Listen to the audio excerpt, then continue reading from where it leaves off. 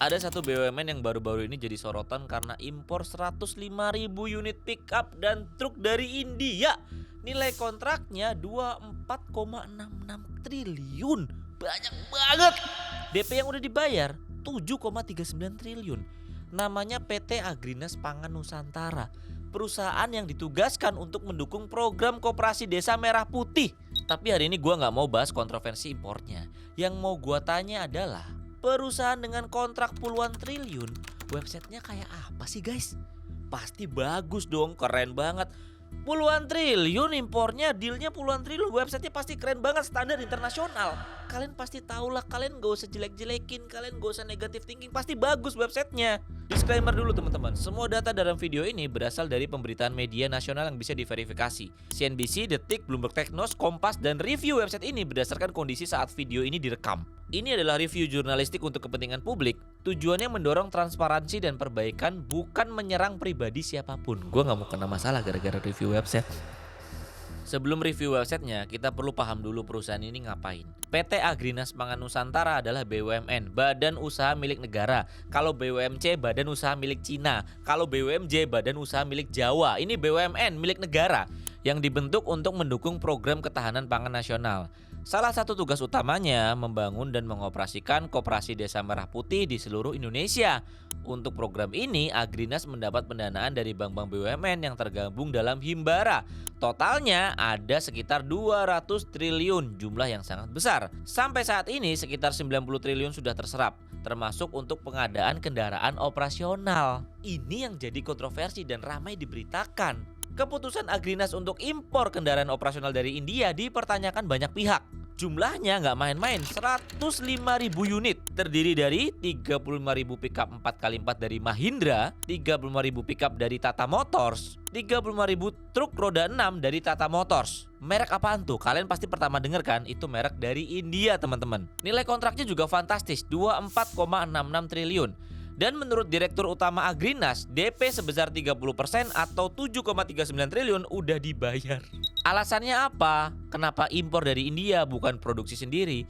Alasan impor menurut manajemen Agrinas adalah, pertama, kapasitas produksi lokal nggak cukup. Dari negosiasi dengan produsen dalam negeri, total yang bisa disediakan cuma sekitar 45.000 unit. Kedua, harganya. Agrinas minta harga bulk karena beli dalam jumlah besar. Tapi produsen lokal tetap kasih harga per unit ya. Iyalah, orang pajaknya gede, bayar mobil di sini kira nggak ada pajak. Ketiga, klaim efisiensi. Manajemen bilang dengan impor ini Agrinas bisa hemat 46,5 triliun.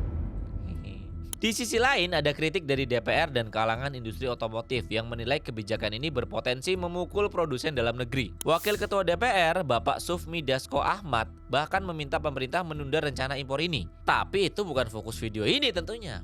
Fokus gua hari ini adalah mereview website Agrinas Pangan Nusantara. Dengan nilai kontrak yang fantastis, pasti websitenya sangat bagus dan gua nggak sabar banget buat melihat websitenya sekeren apa dan sebagus apa. Website resmi PT Agrinas Pangan Nusantara kalau gua search di Google adalah agrinaspangan.id. Pertama kali gua buka, gua kira koneksi gue yang bermasalah. Ternyata bukan. Memang ini adalah tampilan websitenya. Yang muncul adalah satu banner dengan logo Agrinas Pangan Nusantara, background sawah, dan 2 tombol. Pertanian sama konsultan engineering. Terus di bawahnya teman-teman pasti banyak dong isinya, kan keren. Blank. Ijo. Ada sih video kampanye profil 1, tapi gua nggak bisa klik. Nggak boleh menghina, harus tetap netral. Kalau kita scroll sampai bawah, baru ada footer dengan informasi kontak dan beberapa link aplikasi internal. Gue juga nggak tahu fungsinya buat apa ini. Dan kalau gue klik, nggak bisa connect. Error semua. Ada alamat kantornya teman-teman, PT Agrinas Pangan Nusantara Persero. Ada di DI Panjaitan, Kafling 8, Cawang, Jakarta Timur. Ada juga teleponnya, ada juga email resminya. Sebagai anak IT tentunya gue penasaran dong, website ini dibuat pakai apa? Pakai teknologi JavaScript modern, atau pakai AI, atau pakai HTML biasa, atau pakai WordPress atau apa? Gue penasaran banget dong, dibangun pakai apa? Gue mau inspect elemen buat lihat ini tuh dibangun pakai apa sih teman-teman?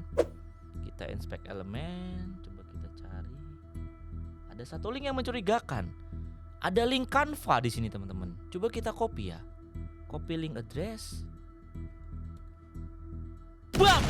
Website ini dibuat pakai Canva guys. Ternyata ini adalah Canva embed. Dijadikan website sekelas perusahaan BUMN Persero. Kalian harus ingat itu ya. Kalau ini perusahaan scam atau perusahaan gak jelas atau gak punya dealing triliunan, it's okay, gue gak permasalahin. Tapi ini perusahaan resmi pemerintah BUMN, milik negara. Ini harus jadi koreksi yang besar banget ya buat timnya ya. Masa pakai Canva? Ini tuh gimana? Buat teman-teman yang gak tahu, Canva itu tools desain grafis online.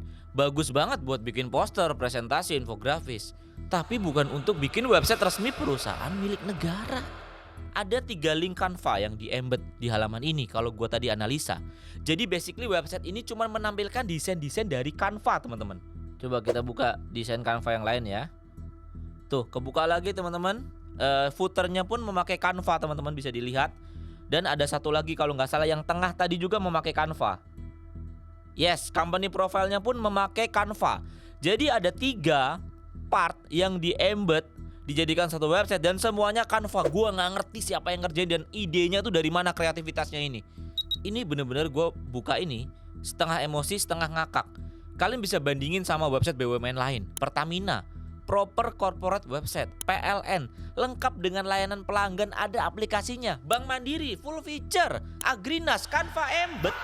Sebagai BUMN yang mengelola dana publik puluhan triliun, seharusnya website Agrinas tuh punya apa? Gue cek satu-satu ya. Profil perusahaan yang lengkap gak ada. Visi dan misinya mana? Gak ada. Struktur organisasi siapa yang menjalankan perusahaannya gak ada. Profil direksi dan komisarisnya gak ada. Laporan keuangan atau annual report gak ada. Press release atau berita perusahaan gak ada. Informasi program Koperasi Desa Merah Putih gak ada. Penjelasan tentang pengadaan kendaraan dari India itu nggak ada. Jadi kalau masyarakat mau tahu tentang Agrinas, tentang program mereka, tentang penggunaan dana publik, mereka harus cari di mana? Carinya di media, di berita, bukan di website resmi perusahaannya. Ini tuh gimana? Kenapa bisa menang deal atau dikasih uang puluhan triliun websitenya begini? Sementara di luar sana UMKM susah dapat pendanaan. Websitenya bagus, udah pernah ekspor, bisnisnya jalan, nggak bisa tuh dapat pendanaan. Website-website bodong begini asal modal BUMN bisa dapat pendanaan. Gue coba fair ya teman-teman. Mungkin Agrinas perusahaan baru dan belum sempat develop website proper. Tapi coba kalian pelan-pelan lihat konteksnya. Dana yang dikelola aja 200 triliun. Kontrak impor kendaraannya 24,66 triliun. Dia juga bahkan udah bayar DP 7,39 triliun. Jadi secara company ini ada cash flow-nya, ada uang yang masuknya. Bikin website profesional tuh paling berapa sih? 50-100 juta udah bagus banget di Indonesia.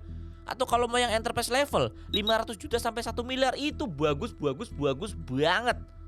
Itu kurang dari 0,01% dari nilai kontrak impor kendaraannya aja. Tapi yang dipilih apa? Canva embed kayak gini yang dipilih. Dan Canva yang dipakai kemungkinan versi gratisnya ini. Gua pun gak mau suuzon.